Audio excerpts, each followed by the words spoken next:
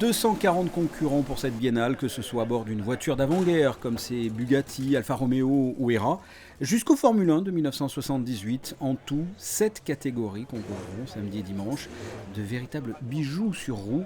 Le 9e Grand Prix historique de Monaco attire les passionnés. C'est épatant, j'adore voir toutes ces vieilles voitures. Et c'est une sensation géniale, c'est inhabituel de les voir d'aussi près. On les regarde comme des vieilles dames, avec justement leur belle parure, parce qu'elles sont toutes astiquées, c'est très sympa justement. C'est tout un patrimoine et puis des souvenirs, parce que je me suis intéressée à la course automobile depuis très longtemps.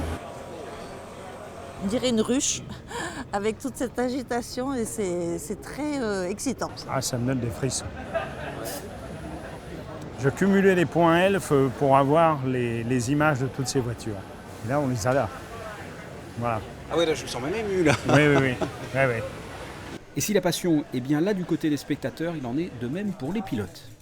L'ambiance de ce Grand Prix, c'est sûrement une ambiance d'amitié et de très grands passionnés des voitures historiques. Ce sont des souvenirs d'enfance, des grands moments, puisqu'on est bercé à Monaco depuis notre naissance dans ce milieu-là.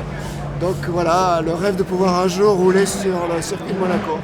L'ambiance est à la fois vraiment super sympa, les pilotes s'entraident entre eux, il y a vraiment une amitié, il y a vraiment quelque chose de très très fort.